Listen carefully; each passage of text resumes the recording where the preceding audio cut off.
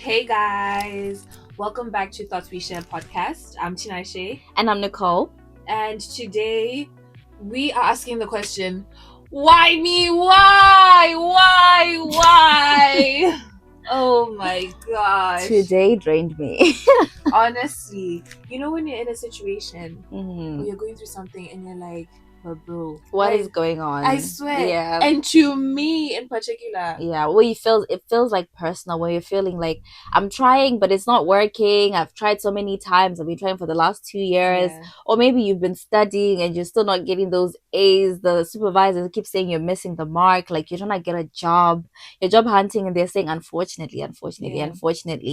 And you start to feel like you're running out of time. Like what's going on? I Yeah. feel like we need to talk about this because I know a lot of my friends are currently going through that moment right now where they're just feeling a bit stuck or like something is not happening. We need to talk about that. Like, Yeah. what is going on? I know. You've had personal experiences like that, haven't you? I'm still going through personal experiences. So to me, this is very personal. I will be so honest. Yeah. But you know what? The thing about this is I'm not even gonna go into deep detail about my personal experience because I feel a testimony coming this year. So Exactly. y'all are gonna be shocked. But like Amen. just remember this. But I'm Yeah. gonna talk about a few things so that like we encourage each other in the waiting time and the stagnant time on what to do. So yeah, so where do we even start? Where do we start? I'll start with my testimony. Yeah. Oh my gosh. So in 2023, I was going through some immigration stuff. Not really immigration, but I needed to get a visa to just continue building my career here in the UK. And the company that I worked for literally told me that they were not going to sponsor me. And I'd been working there for a year and 6 months. So obviously, when I heard that, I was like, okay, so what am I supposed to do? Because my visa is expiring in a year. It was exactly a year to the date. And that whole year, as you can imagine, I was still working at my job because they said they'll give me time to just look for a job and whatever I need, they'll support me. Meaning references, right? But from February 3rd, 2023 till September 6th, 2023, I was looking for a job constantly. Sending job applications, talking to people. I edited my CV. I looked for a mentor on LinkedIn. I was connecting with everybody, telling everybody what I wanted to do, and nothing was happening. Yeah. When I tell you the stress really increased just after summer 2023, when I realized that I only had 6 months, I think less than 6 months left on my visa, I was like, bro, this is actually now getting so intense. What am I going to do? Because I didn't have a life back home. I've always been an immigrant like my whole life, literally from birth, right? And I was just thinking, my whole family lives here. What am I gonna do? And I felt so hopeless, like literally. So I paid like I was so desperate. Let me tell you, you know those people that fix your CV online where they say pay £100 or like £50 to do your CV. I paid those £100 to get a job. Okay. I talked to people online. I did CV courses. I talked to my old uni. I asked them to help me. They sent me to the careers. They even gave me alternative options for careers. Okay. I looked into every career that I could think of. I wanted to be a professor. I wanted to work. Like, literally, I was doing everything I could. Everything was on the table. Yeah, my CV was edited so much. You know when you have version 1, version 2, version 3, next you start changing just your initials. Instead of writing Tinashe, you just write T. And then the next one will be T2, TS. Bro, it was so draining. Literally, it was so draining. And the day that then I got a job. Okay. Hallelujah. Right? We were so glad. We're like, everybody's so happy. I got a job. I showed up to this interview. Everything was just quick, which was a red flag, by the way. Okay. So everything was so quick. They wanted me to start immediately to quit my job, and I did. But the thing about quitting your job early means that you're going to get no salary. So I quitted my job within the first week of after getting paid. That means I only got 1 week's worth of salary in September. But this new job that I got was in a different city. I had to move houses because I couldn't live at home anymore. Yeah. And I couldn't afford to pay the rent plus the deposit of this new house. And then I couldn't afford the travel from Leicester to this new place. Oh my God. It was so stressful. I go to this workplace. They want me to start at 8 a.m. Okay. And mind you, I'm traveling from Leicester. So Hmm. it's not like 8 a.m. is just here. I literally Exactly. had to leave my house at 4 a.m. every day before I moved houses because I was trying to raise money to pay rent for my new house. And it was so draining and so stressful. And then I started Mm-hmm. working there full time. I'd start at 8, finish at 5:30, and everything that they promised in the interview was untrue. Mm-hmm. Literally everything that they promised was the salary that they said wasn't true. They didn't want to give me a contract. They were just treating me so horribly Yeah. alongside all the other people that worked there. And I felt like, did I just literally escape into hell? Yeah. Yeah. Literally, that way you were in Yeah, yeah, hell. yeah, yeah. And they promised a visa for me, like to help me with my visa stuff. But even pushing that whole thing, it was so draining. Like I was just hitting brick wall after brick wall after wall. And I felt like, bro, like I was better in the other job where they said they're not going to give me a visa. At least they were honest with me. Yeah. In this other job, literally everything that I said was just a brick wall and they were not helping at all. Mm-hmm. Eventually, I did apply for a visa. And what happened? It got rejected. Oh my Baton, gosh. baton. I saw my life flash like this. We're like, we're going to Literally every day Zimbabwe. I would call Nicole crying because I couldn't believe how much my life had changed, how stressed I was over the Yeah. fact that I didn't have money at that time. And the work environment was really horrible. Mm-hmm. And the traveling back and forth was really straining me. And the times that I was working as well, I didn't have time to do anything. Yeah. And when my visa got rejected, I literally had a phone call with one person. And this person said, "Oh, Tina, remember you met a lady who said she wanted to hire you. Just call her and see what she says." Mm-hmm. I begged that lady to hire me. Okay. I don't know why. I literally just said, "Please, please, please, please." She called me for an interview. I went for an interview, and the interview went really great, and I didn't get that job. But that interview was so perfect. Let me tell you, I didn't get that job. And at first, I felt defeated, but afterwards, I'm like, okay, it's going to come whenever it comes. Mm-hmm. And then I went into a deep state of delusion. Yeah. Okay. After the whole visa thing, after getting my job rejected, I said, literally, I've reached the bottom. I can't get worse than this. Mm-hmm. So I went in a deep state of delusion. When I say delusion, I said every single moment I'll just say I'm grateful for something. Yeah. If I see an end crossing, I'll say I'm grateful to see an end. If a red car passes me, look at that, a red car, grateful. If Nicole texts me saying hi, I'll say, oh my gosh, look at that, my best friend is texting me. Oh my god. Literally anything that anyone said to me, I was Be so grateful. grateful. And that literally increased my frequency in the environment. I was just so happy. And you would have thought I was going through some happy stuff. I Yeah. was stressed out of my life. But I said that's the worst that can happen. Therefore. I cannot kill myself. And then this lady literally called me again and she said, you know what? Um, I'm gonna make a job for you Mm-hmm. in particular. Mm-hmm. But you're gonna have to start in January. Remember my visa is about to expire end of January, right? Mm-hmm. Which is it's so tight. And I said to her, of course, no problem. No problem. And then she hired someone else. And like for the position I had initially interviewed for, and luckily the lady that she hired was so sweet. She helped me process everything through Mm-hmm. that job. It took 2 months. So end of November, December, and half of Jan, this lady was helping me step by step with everything. Mm-hmm. Literally everything. And the whole time I was building my skills at this place because the skills that I gained at this bad workplace, I'm using now in this job. And Yeah. then I started the job and it's been great ever since.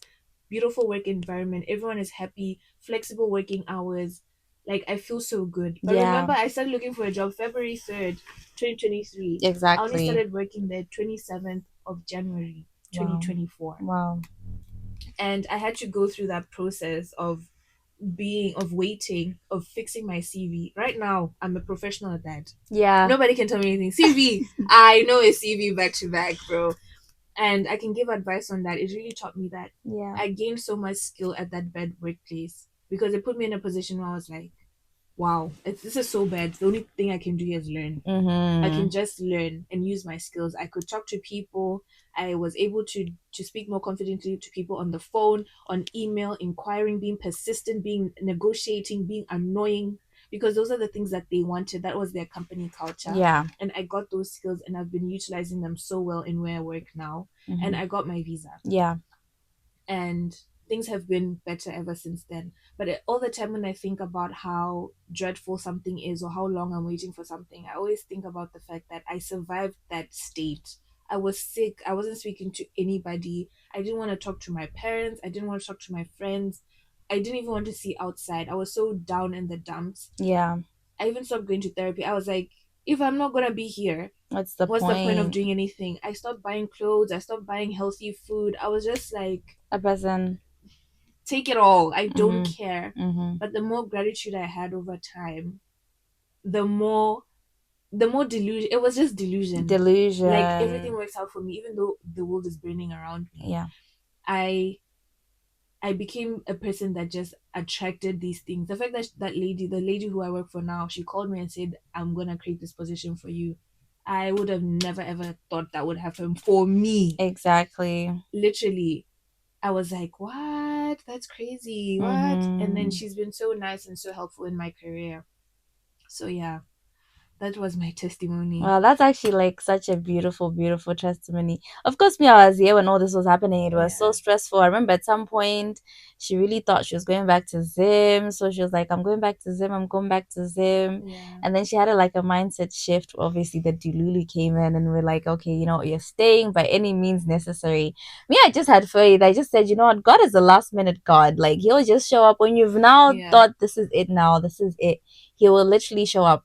And also my mini testimony was like just uni in general, because I am not even a stranger to this whole immigration like struggles. I feel like we don't even talk about it enough. And let me tell you something. When you're fighting for your life with immigration, the world feels like Yeah. it's too heavy. Like you just feel, I don't even know how to describe it. You'd have to be in that situation, which God forbid you're not gonna be in that situation No. to really feel it. But it's so isolating, and it's also so like you feel like no one can relate, which to some extent they actually can't. Like they can only like sympathize and like only Mm. imagine, but really the pain, the depression, the loneliness you feel, and then now you're Mm. scared to go back like to a place you're unfamiliar with anymore. Because obviously I moved to the UK when I was 16, so I haven't been to Zimbabwe my whole adult life. So for me, it was just like, where am I gonna go? Like, what am I Yeah. even gonna do? So it was a really, really stressful time. And I remember, like, obviously, I was classed as an international student, and I wasn't like able to get a scholar I mean to get student finance. So I was just thinking, what am I gonna do, what am I gonna do, what am I gonna do with my life? I was just sitting there just thinking all my friends were going to uni, and I stopped speaking to my friends because we had nothing in common. And then obviously I met this lady that told me like, oh, maybe try apply for a scholarship, and that's what I did. Like I just applied for the scholarship, and and I applied to different kinds of unis, and that was it. Like I just put it all and just said I can only do everything I can do. Do you know what I mean? Like I can just put myself in a position to receive what it is that I want to get. Like the scholarship was not gonna get if I wasn't gonna get the scholarship if I was just sitting.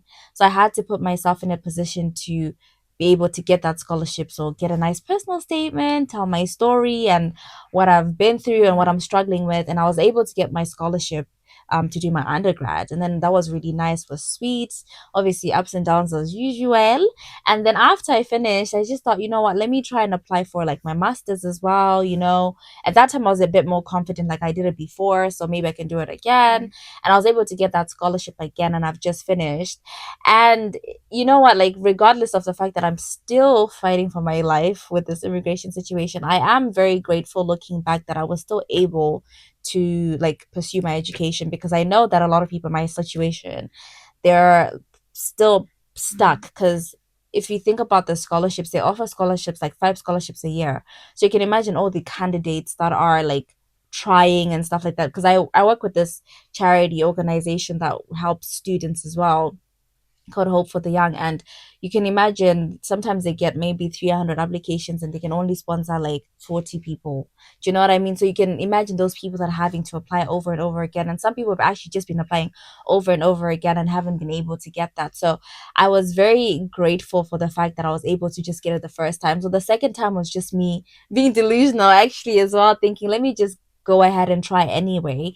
And just by trying and having faith, and then obviously by then you're a bit older, you know how to structure yourself and how to present yourself. So, and you have more, you've learned, like the last 3 years of undergrad, I learned a lot about myself, and I knew like this is what I want and this is what I bring to the table, a bit more like confident and stuff like that. So even though the road was very, I'm still grateful that I was able to pursue my education, and I'm very lucky that I was able to do that debt free. I know some of my friends are fighting for their lives, like they are probably like 90K in debt by the time you finish your masters, and I'm on £0. So as much as I used to look at my immigration situation as something that was very negative, the very positive thing was if I got my maybe permanent resident in the UK like the time I did, I would be 90K in debt right now. So sometimes it's like trying to look at things hindsight obviously makes sense now, like wow, like when I was going through it every single time, It's I was just, hard. it was very depressing because you don't know if you're coming or going, you don't know if you're staying Yeah. or you're not staying. So like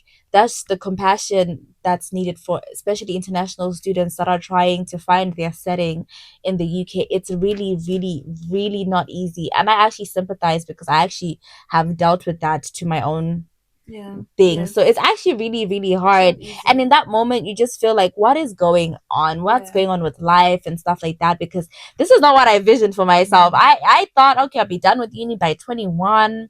And then after 21, I'll probably be finding the love of my life when I'm in uni. When we finish, we're going to be Yeah. living together in uni. When I finish uni, and like, by the time I finish my master's at 24, I'm getting engaged at 25. You know, we've Yeah. done everything. Like, I just really thought, like, obviously where my life would be is not how it is right now, and I'm learning to accept that like it's okay. Like you can obviously have a vision for your life, and sometimes it doesn't necessarily go the way you want, and that's okay, rather than like sitting and dwelling on it as a negative, That's the because thing. everyone's Yeah. journey is It's different. different. Some Yeah. people made money at 40, some people bought a house at 50, like some people bought a house at 19, 18. Like everyone's journey is different, and Mm. trying to respect that, okay, this is what I wanted for myself. It's even like a grieving season, like where you grieve the life that you wanted for yourself, but also expect to receive something more than what you Mm. anticipated, rather than like just giving up. Yeah.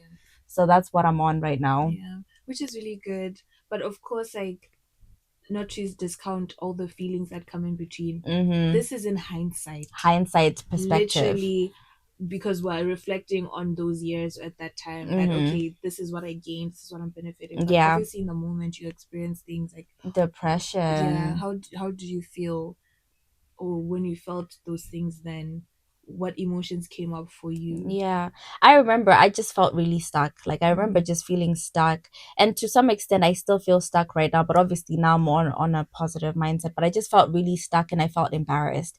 And that's the sad part, that like obviously with immigration it's something that's out of your control, but yet you feel so embarrassed to like share that like this is what's happening and this is what you're going through. And I just felt like I was just alone and that no one could understand. And bless my poor friends that don't know much about immigration, like they were asking me questions that were so silly, and I'm just like, oh, it was making me even more Yeah. mad. Because like obviously with friends and stuff, like especially if you've never had to go through those kind of things, if you've, Processes. yeah, Yeah. exactly, it's you almost don't really know the gravity of what people actually go through. They're like, oh, why don't you Yeah. just Yeah. miss the just, I'm just thinking, trust me, like you, I've probably tried everything you're probably gonna like offer me to do. Mm. I've thought about it and I've sit and I've Yeah. marinated You've through it, discussed it and I've discussed it and tried intensely. to look for Yeah. so many things. So it's like you're already fighting this, and then you're also fighting for people to even understand. I even got to the point where I just started ghosting. Like I didn't even want anyone to Yeah. ask me nothing. Like I'm also low key there as well with the job hunting, although I'm now slowly coming back to online, because when I was trying to job hunt, and it's like I'm fighting for my life. Like I've been job hunting since September, I think, since Mm. September last year, and it's really, really not easy. And then every second you have people asking you, so how's the job hunting going? Did you get a job? What are you doing now? And it's so nerve wracking in this time. So this is what I'm going through right now. I'm so anxious to every time someone calls me, I'm so anxious. I'm just like, oh, The they're about to conversation. ask Yeah. me, so what did you get up to today? You know I don't have a job. Yeah. I'm at home. Yeah. Like I said, I'm at home, I read. You ask me tomorrow, I'm probably at home reading, and the day after that, and each time it's like, so how's it going? And it's so dreadful. Like it gets to a point where like you don't even enjoy being outside, because I just hate it. I hate it. I hate it. And Conversation. most Yeah. of my friends, they all work. So sometimes when you go, like, some people have things to talk about work and experiences and stuff, and I'm just home, bro. Like, I'm home every single day of my life, just chilling and stuff. So sometimes you feel like you can see how evident it is that life is happening around you, and you just almost feel like you're still stuck in the same spot you were like a year ago. So those are the kind of emotions that I go through. Sometimes I'm really, really sad. Like, some days are harder than others. Like, I'm really sad, like feeling like, oh no. Which is why it's important to have like a strong, like, relationship with your close net family or friends, because they always just encourage you, like, remember that time when you thought you're not gonna go to Yeah, uni, yeah. you've graduated now. So it's just always just knowing that this is just for a moment. Like, this is not like where it ends. Like, I'm getting through Definitely. this. Yeah, definitely. Because I've experienced the same when I still lived in Botswana before I moved here, that Mm-hmm. my student visa to come here got rejected, Mm-hmm. and I had to wait a full year to be here. And at that time, I had literally quit my job before because I thought I was coming here. I Mm-hmm. was like, ah, I'm gonna go to school finally. I'm gonna do my thing. I went to my boss, I quit my job, Mm-hmm. and the visa never came. And I Mm-hmm. was now stuck because I didn't have any skills and I couldn't go back to that job.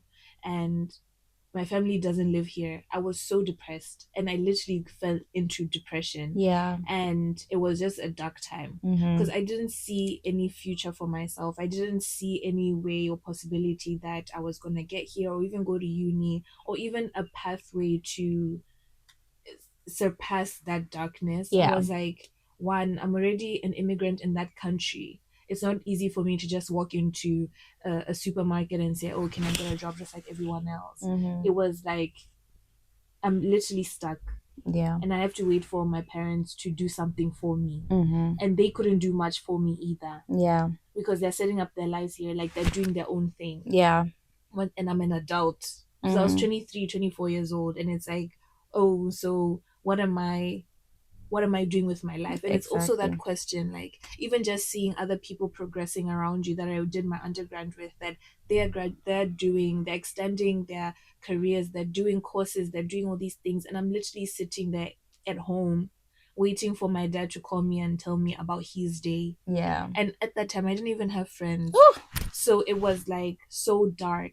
And I remember at that time, like I just felt so much anger. I felt so much sadness. I just felt like life was unfair.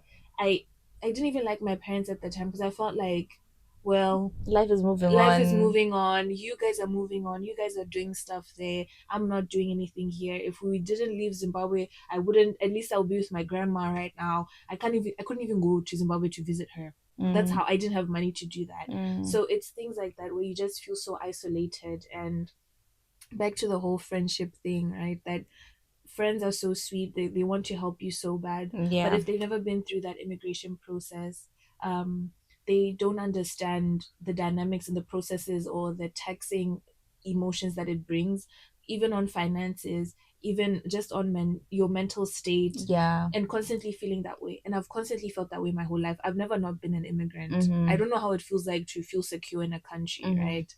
And I remember this one time, my friends were asking, what if you could get something or like your biggest wish, what would it be? Hey. And I said, me, I personally just want a passport that will allow me to live anywhere.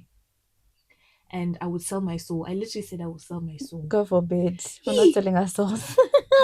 The judgment I got, I felt really embarrassed that I was judged. But after a while, I said, They but don't all get these it. people have these things. Their parents came when their parents were in their 20s, right? They were Yeah. born here or they were born in a country that was a bit secure for Yeah. them. And they have never had to go through that process themselves. Or if they did, they were really young. Mm-hmm. And for me, I was just thinking that um, I, I can't rely on my parents anymore because I'm older. Yeah. They have to do their own immigration stuff and I have to figure it out on my own. Yeah. And the judgment that I got really made me feel so isolated that Mm-hmm. even after I was going through that whole process, I didn't even want to speak to them. And I swear, exactly like you, when they'll text me, I'll just ignore them. And Mm-hmm. I'm not even friends with those people anymore because obviously I wasn't talking to them. What Yeah. relationship is built from there? Yeah. But I just felt like you are really not understanding where this thing is coming from. Like you can investigate, ask me why I want to sell myself for a visa. I Yeah. just want freedom. I just Yeah. want to walk in peace and not Mm-hmm. have to think, oh, I actually can't go on this trip, or I can't save, or I can't indulge in conversations where people are talking about going to a different country to celebrate whatever, Yeah. or exploring, or even just feeling secure. Like Yeah. that thing doesn't exist in the world of an immigrant, right? And I just felt like these people don't understand me, bro. Because they probably They didn't bless really them. don't. They really, really don't. And I sat there and I sat there feeling ashamed, ashamed, ashamed. And I said, but Tina, bro, if it's your truth, it's your truth. Yeah. If someone came and said, Tina, sell your soul, ah, I'm so sorry, guys. I will actually, because that's what I want. That's my biggest desire. And until Yeah. I have that desire, nobody can tell me anything. But Mm, I have to wait, you know. for it to happen. Yeah, and why is Yes. it me that has? But back to the question, I never understood why it was me, even till this day. I don't understand why it's me that's having to experience this. Why Mm. I wasn't just born and born like others. But I guess my The story silver will spoon on your mouth. But you exactly. know what? We're not selling our souls for anything because God is making a way and it's all gonna work out somehow. Because I have to believe that. Though it's gonna work out with us No, yeah, without us yeah. having to soil ourselves. But in hindsight as well, I feel like with friends and stuff like that, let me even tell you guys, the ones that don't even know the life of an immigrant, it's as much as like you're waiting for something to like the light at the end of the tunnel, the journey to the light, to see the light in that tunnel, is it's very very difficult because you have to give up a lot of things that you wanted for yourself. Like for instance, Mm. so let's say you wanted to travel, you pictured yourself, when you're young, you're going to be In your traveling, it's 20s with your different, you know what I mean? friends, yeah. It's different when it's a matter of money, like okay, maybe you just can't travel because of money, but it's different when it's like you genuinely can't travel because obviously legally you can't travel. So all these things and the dreams and the hopes that you wanted for yourself, I don't know that, like I always ask myself all the time that like if I had like the full like capacity to do and dream as big as I wanted, would I have gone through the same path that I did? I'm not sure because my path that I went through was survival. I hated my master's course with my whole entire life. I hated it. I hated it. I hated it. But then it was either finish my undergrad and go home and do nothing, or progress at least whilst I'm waiting for things to kind of shift. So it's one of those things where like you make those decisions based on the little choices Circumstance, you yeah. have. Like it's like you have to pick like at least with education, like no one can ever take your education away Yeah. from you. Like there's nothing bad about being more educated than you are if you look at it in that aspect. But it's like, would I have chosen that? Would I have maybe liked to pursue maybe like business or other things? Probably yes. So it's like sometimes like people don't quite get how like you have to give up a lot of things that you want and dream and stuff as just being an immigrant. Sometimes Yeah. you can't even be doing all this because you have to save for your For your next visa. renewal of your visa. So it's not spoken about enough, and it's actually not even funny or easy. And it's not by choice, like being an immigrant. I don't know, this conversation went into immigration, I but like know. it's really not a choice being an immigrant, right? I didn't choose this life, neither did Nicole. Literally, it's just you're born and that's the situation at home, Mm-hmm. and you just have to follow through. And um it's very difficult to think of a life back where you've never really lived or been. Like it's change is difficult. Yeah, Mm-hmm. especially when your change is literally you leaving your family, because your family are immigrants too, but they're abroad, right? And the change is now like I have to go on my own. How am I going to do that? How do I navigate that? What's going to happen there? And it's not like the news is positive. That's the only view you have of your country back home. And Zimbabwe has been in the pits literally since 1998. So it's not like things have, I'm sure things are better there. Like people survive there, people live there, but we don't have access to that information directly. So what we see on the news is just toughness, you know, not that people don't, but it's just tough. So when you imagine that, it's just so scary, you know, and you literally don't even know where to begin, Mm-hmm. and that makes you panic. And then you come here and people already are against you because you want a better life, Mm-hmm. you want to expand yourself and all, and you have to make choices that are quite difficult. Like how Nicole was saying, she has to study something that she's not really passionate about, but that has to be the situation. Or you have to stay in a job that you really don't want to be in, but you have to get your years in so that you can get a visa that qualifies you to then be free. There's no time to There's dream. no time to Not dream. always. And that's the thing about the waiting period, that you'll be stuck in such a spot where things are just like slapping you left, right, and center. You're being shook like a vacuum, like everything is just not working, but you have to work. Mm-hmm. Like physically not going to work, but literally you have to function. You have to get up, you have to get out of the house, you have to do things and participate in the society and be a friend and listen to your friends and just exist Yeah. when you feel a weight on yourself. Yeah. Yeah. And I know a lot of people feel that we're just waiting for anything. We're just Yeah, it's like, when will it really, really end? difficult. Yeah, especially when you have a sense of urgency, like how you hoped things would kind of unravel.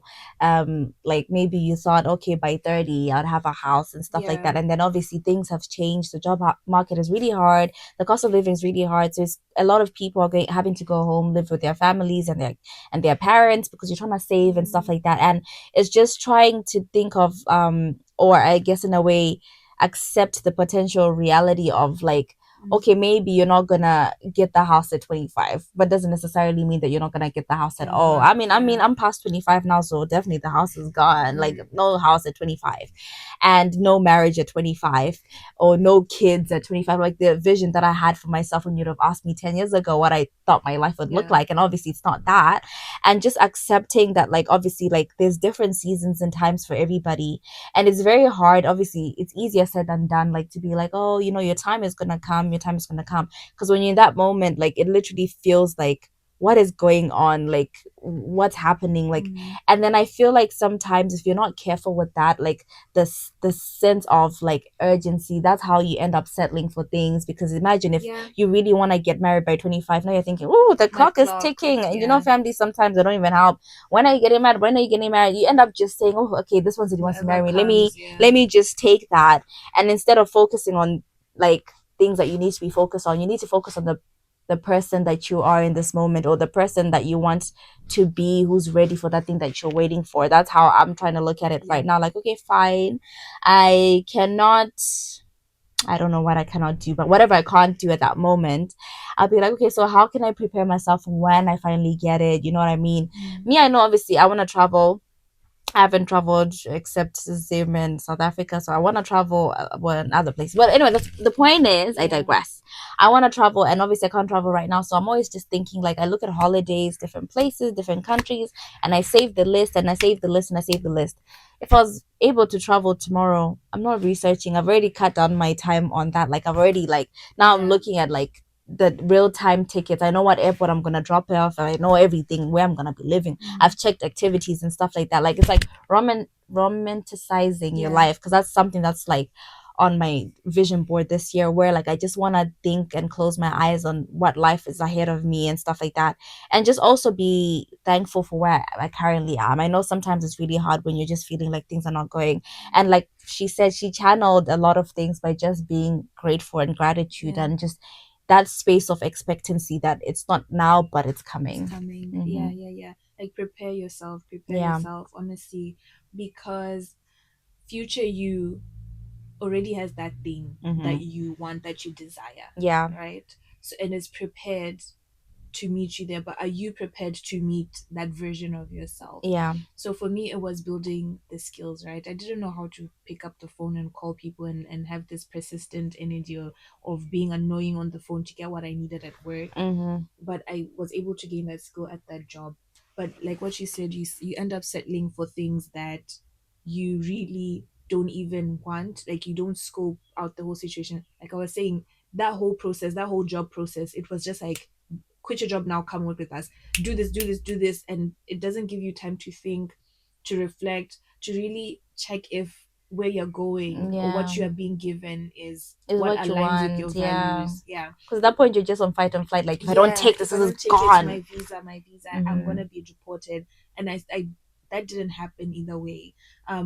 But it's just taking that time to literally sit down, because you actually have the time now. You're not gonna get that time again, Yeah. because the waiting period is the only free time you have. Because after you get that thing that you desire so bad, you'll never Hmm. be in this state again. Yeah. You'll never have the opportunity to rest, to just sit down with your thoughts, to chat to other people, to even just do research and whatever it is, because your time will now be consumed on that thing. So it's just time to literally shed and literally feel everything that you're feeling Yeah. and prepare yourself for what's to come. And for me, that's exactly what happened. My resting period was literally from the ages of 21 all the way till 24 when I moved here. And in 2023, I'm 28 now. So I was 26 years old, and that's where it ended. Ever since that time, my life has just been pa pa pa pa. I haven't had time to literally just sit down and say, "Oh, let me breathe." And I crave for that time. I don't crave for that mindset that I had Yeah. then. I crave for this mindset, but with the time that I had then. Because Mm-hmm. with this mindset, I would have been able to tell myself, like, "Oh, Tina, it's okay. Actually, like, you don't have to feel depressed. You don't have to feel like the world is ending, Yeah. even though it does feel that way. Yeah. These are the things that are coming for you, and I'm gonna list them. I'm gonna say, look, you're gonna meet incredible people, you're still gonna get your visa, you're gonna go to uni, Mm-hmm. you're gonna graduate, you're gonna meet amazing mentors, and things are just gonna come into your life. Yeah. And I'm 28 now. I still live in my parents' home. I don't even have the money or the career that I thought I would have now, and I'm still waiting for Yeah. those things. Mm-hmm. And I know my brother just bought a car. He's my younger brother. Mm-hmm. And I know the conversation a little bit at home was like, how can a little brother buy a car before the older sister? I don't even have a license to begin with. Mm-hmm. But for me, I saw it as like, he's inspiring me. He's the vessel that is being brought to me. When it's time for my car, it'll be time for my car. Exactly. And I can't sit there and feel bad for myself to say I'm not ready, because my timeline and his timeline are so different. And it's good that obviously we're happy that his timeline is Yeah, earlier, because why would you exactly. want him if it's earlier for him? That's even It's perfect. perfect, Yeah. exactly. Because he's 22 years old, he has a car. I'm 28, I take the bus. And proudly, my bus is my car. Tentos. Yeah, and my life is going to progress in the way that it's supposed to. And Yeah. every day I just feel grateful that I have the mindset that I have to be able to reflect and comfort younger me who Mm-hmm. was really struggling with the fact that life is hard. Yeah. Because now I don't feel that way. Mm-hmm. Yeah. Mm-hmm. And one of the other things that I would like to say is, sometimes like when you're going through it and you're just, some people are manifesting, like you're manifesting like, positive. You're trying to be Mm-hmm. positive, you're praying, you're fasting and stuff like that. And the hardest thing that you have to wrap your head around is sometimes like just because you prayed, you fasted, you manifested doesn't mean that it's going to happen today or tomorrow or instantly. Or Yeah. sometimes it may not, even that specific thing might not happen. Something else, yeah. Exactly. But always just knowing that like anything that's not happening for you means it's not for you. Like the things that are meant for you will never pass you by. Like Yeah. if something was put in, like if it's something that's meant for you and something that's meant to fulfill your purpose and it's supposed to be part of your life, like you will never miss out on that. And I was listening to this sermon, sorry, by Pastor Stephanie Ike. I've been listening to her for the last 6 months, and she's really changed my mindset.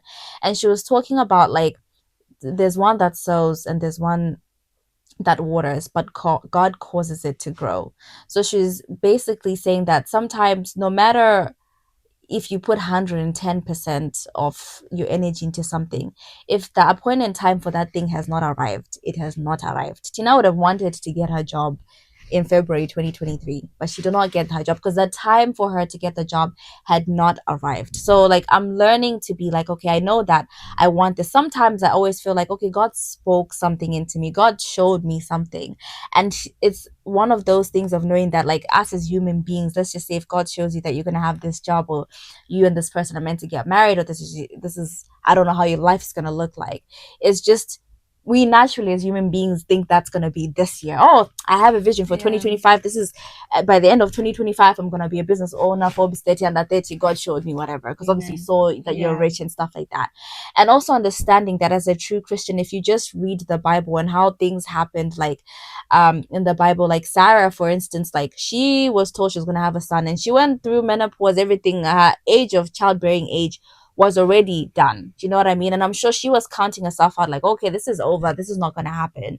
But God still, like, his promise, like his word does not go back void. If he says it's going to happen, it's going to happen. It's just us as human beings, when he says it's going to happen, we think it's tomorrow. I don't know if I heard, like, if I had a dream that I've actually had this dream where God said I was going to travel. You know me, I've been telling myself, I told myself it was March, because we said in March we want to be applying for Schengen visa. Remember? Yeah. Well, it's March now and we're not applying for Schengen We're visa, still but here. it's Yeah. fine because I know that at some point we're applying for Schengen visa anyway. So I know Yeah. sometimes like you have this vision of like, okay, well, I feel like this is gonna be this year, and sometimes it's not that Mm. year, and just not letting that discourage you, and just remember that like there's a time for everything, a time to cry, moan, happy, everything, a time for pain.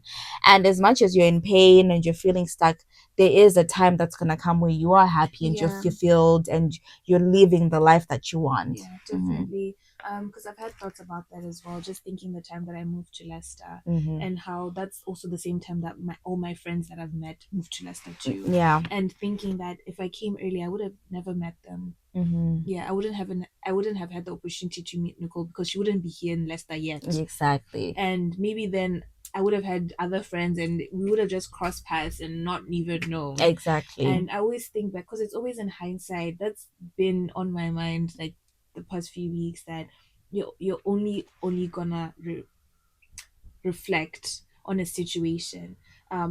But seeing how, like you're just saying, Sarah in the Bible, that she built a lot of resilience in that, and her being a prayerful woman even extended more after she had her baby, right? Mm-hmm. And it's the same now, that you look at your mindset and you look at that time that you're not able to see the world, or be strong enough. Your mind wasn't capable to handle tough situations, Mm-hmm. right? But now it is. Yeah. Yeah. Anything, because this is now the biggest hurdle you've experienced. Mm-hmm. Anything that comes underneath is nothing. So I know, like I told you, I had a traumatic experience when I was younger, but how that affected me was I'm not scared of anything anymore. Even when I'm walking alone in the street, like I'm not scared because I've had the worst thing happen to me already, Yeah. and that's fine. When I watch a scary movie, I can say physically I am scared before watching the movie. But when I tell you, after that incident, nothing scares me. Like literally nothing. Mm-hmm. Because from now I'm just like, but that's the worst thing that has ever happened to me. Yeah. There's nothing that can be scarier than that. And I experienced it and I've went through it. I've Mm-hmm. gone through that whole process. So same with this whole visa thing, same with looking for jobs and all. I've had the worst. Yeah. Nobody can come and point a finger and say, well, you should know. That is so It true. builds your resilience. You become this stronger person. I don't like the word strong, to be honest, but you become someone that's formidable. Like nothing can break the barrier. Mm-hmm. And once your blessing comes, or the thing that you're waiting for and manifesting for, you will be the greatest version of you, that nothing will even come and disturb you. Yeah. Yeah. You can keep that thing that And you will keep it for life. you've built the resilience to keep it and stuff like that. And one of the other quotes that I'm actually trying to live by, because I literally just heard it like a few days ago, and she said that do not sacrifice yourself at the altar of your calendar. Nice. And it's just her saying that that was Stephanie Ike again, by the way. So it's like your timeline. Because I think for me this year is about timeline, because obviously I'm fighting my 25-year-old self that hasn't got what 25-year-old me wanted before, and I'm trying to just embrace that, even though I didn't get what I thought I wanted to get by 25. I don't want it to be one of those things where like now I'm just like, oh, I'll never get it, like, hey, I don't even have a job, I'm 25, I'm jobless and stuff like that. So even moving forward now, what that's taught me is obviously I can have an idea of like where I want to be in the next 5 years, but I don't want that to be like, if it's not in 5 years, God, that's the last time I'll ever pray to you. You know that when you're like, if this doesn't happen today, if this doesn't happen this year, this is it. Like I'm done. No more manifesting because it's not working and stuff like that. Because when it doesn't happen, am I gonna stop praying now? Exactly. Do you know what I mean? So I'm trying to like obviously pray and like hope for things that I want, but I'm also trying to respect that I'd rather it all happen in God's appointed time. Because one thing about like things in timing and when it's God and stuff like that, at least you know that there's longevity. Like that's for you, that's your purpose. Like I'm so scared of picking and trying to plan something that's not meant for me, because sometimes that's what happens when you're trying to rush things. Like it needs to be today. You end up signing the wrong contract. You see, You're like, not reading because you're in a through. rush, you see what I mean? You Yeah. start sort of signing the wrong contract, and then now you're even in a Make difficult mistakes. situation. You're Yeah. making more mistakes and stuff like that. And just trust that, like, if you just put everything in God's hand, you will see God's hand in everything that you do in your life, no matter the situation. Because as much as, like, life for everybody is not always going to be smooth sailing, even the person that you think is popping, it's not smooth sailing all the Yeah. time. Like, that's just life's journeys. It's up and down. One day you're up and tomorrow you're You're down. down. Yeah. That's just life. It's something we can't evade. It's No. going to be up and down. So it's just, I know it's nice when you're up because it's like, wow, I'm Yeah. up, It's I'm up, I'm bliss. up. Yeah. Yes. But it's also understanding and appreciating your way up, because there's something you can learn from that. There's always something you can learn from that. For my time doing the masters that I did not like, it gave me room to pivot. Now I have an idea of, like, okay, actually I didn't like this, but this is calling to me. Now I know, like, where I'm pivoting and where I want to Mm. go with my life. Would I have known that necessarily by not going through that? Maybe not. Maybe I could have gone through a different route, but it's just trial and error where you're just learning Yeah. more and more of yourself. Definitely. You know the thing that you said about like just dropping everything, right? I saw this TikTok. This lady was just talking about dropping your goals. Mm-hmm. She wasn't saying anything in the video, but in one, you know, when you fall off from the gym, the caption was, "Oh no, I missed the gym yesterday, and then I can't go back." Right? Because that's what people do. Like, oh, then I can't go back. She literally took the bottle of water and poured it on her face to just show the drama of just saying a statement like that. Yeah. And then it also reminded me of how little kids act, right? So, you know, like if they touch a hot thing, they're not going to put the plate down nicely and say, oh, it's hot, let me put Yeah. it down. They're literally going to drop it because Mm-hmm. that's the most scary thing they're experiencing. It's painful. They'll drop it and then the mess will clear itself. And Mm-hmm. I feel like that's exactly how dropping everything when you're in your waiting period and saying, oh God, why? Oh, I'm This never is gonna it pray. now. I'm Yeah. never gonna apply for a job. I'm never going to do this. You're literally giving up, Yeah. but in the most dramatic of ways. You're literally just Mm-hmm. dropping the plate and saying, well, that mess will deal with itself. Yeah. And I think a tip for me would be, um, like you said, remembering the small things, right? Like, what things can you do? What gratitude can you say to yourself, or what things are actually happening in your world that you have control over, Yeah. that is not in that waiting period, Mm-hmm. right? To just make yourself feel better, Yeah. because you don't have to drop everything just because you didn't get that one thing. Life is actually not about that. Yeah. Life also has the little small things that are still happening around that life, because like we said, even when you're in your depressed state or you're feeling so down, you still have to get up and brush your teeth. And what Mm. small things are you doing around that You can be big thing? grateful for. Yeah. Oh man, actually, I love that. Mm. And also, one other thing I would say is just, like, just let God be God. And I know sometimes I struggle with that myself, because sometimes you just, like, you're so scared to let it all fall, because you're like, oh my God, what if it doesn't happen because I just let it go. You know what I mean? Like, what if I let's just say you take a minute to stop job hunting because you're just trying to, like, first figure out, okay, where am I going wrong? Let me look at my CV again, and you're just thinking about, I could have been applying for an extra Yeah. job Yeah. Yeah. today. Yeah. I Oh, didn't apply yeah. now. Like, now that's why I don't have a job, because maybe the job I was meant to get is the one I didn't apply for Yeah. today when I was looking at my CV. Yeah. So it's just letting God be God and just let your story unravel.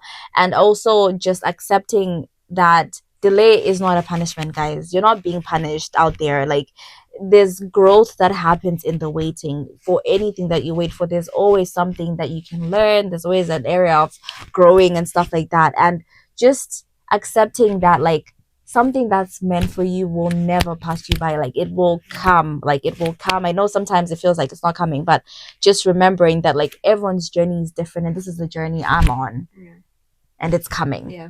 It's coming. It's It's always coming. gonna come. Another tip from us is to reframe delay as preparation. So we talked Mm-hmm. about this extensively, right? And how you can only see these things in hindsight. But Yeah.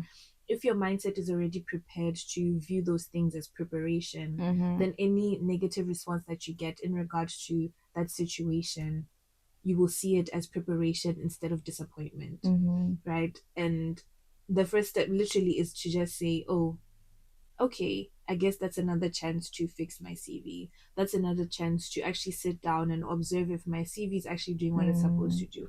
Maybe I'm applying to jobs that aren't really necessarily working for me. Maybe I should try a different avenue, or maybe I should just take a break. Yeah.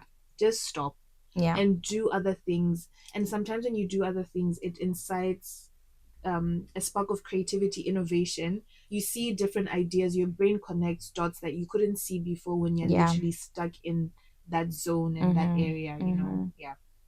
That's really good. And then also like avoiding envy. I read this recently where they were saying that like obviously it depends. Sometimes you can draw inspiration from the people that you see where life is going well and stuff like that, but just not like saying, but why me? Why me? I know we started that with why me. Yeah, why But when me? you're like, oh my God, why me? Why is this happening to me? And just remembering that your time is coming, and just try and be present so that you don't miss what you're meant to learn. Because sometimes when you're just looking everywhere, you miss it. Yeah. You miss that Yeah. lesson you're meant to learn. Yeah. And like she said, one thing about the universe, It will it will teach you keep the teaching lesson you, but over and you over. could have literally learned it if you were just present enough to take a minute and say, what is it am I supposed to learn right now? Do you know what I The key word mean? there is being present, you know. It's Mm-hmm. definitely present. But another thing about envy that I've learned is that envy teaches you or shows you what's possible for you. So it's like, you know, like as Black people, there's this desire or admiration of people who've achieved big things like Denzel Washington, Barack Obama, Oprah. You know, that we could actually just sit here and be envious of Oprah and say like she's achieved so much and why her, why her. But then the narrative has shifted into she's Oprah and she has done these amazing beautiful things for her career, for her life, and it gives you inspiration on how it's possible for someone who literally has nothing to climb those steps to and get to there. Hence all the celebrities that now exist who are inspired by her, who always say, oh, Oprah, Oprah, or Beyonce, or Viola Davis, right? That they saw a path through those eyes. And I think if you're envious of your friends or envious of people that are doing things that you want, it's you see that it's possible for you too. If Nicole can do it, I can do it too. And lately that's what I've been thinking. Maybe that's what my immigration journey is about. To inspire people and show them that me, born an immigrant, always an immigrant, that I can still do things and have a podcast and sit with my friend in my room and be 28 and be in my parents' house. But maybe in the future I'm gonna be something that inspires someone, right? That envy can be replaced and reframed into inspiration. Like Nicole always said, inspiration. Yeah. it gives you ambition. You have things to aspire to, and that goes into my next point of looking for things that you enjoy, the small joys, because it gives you a sense of light, a sense of hopefulness that is very difficult when you're in the waiting period.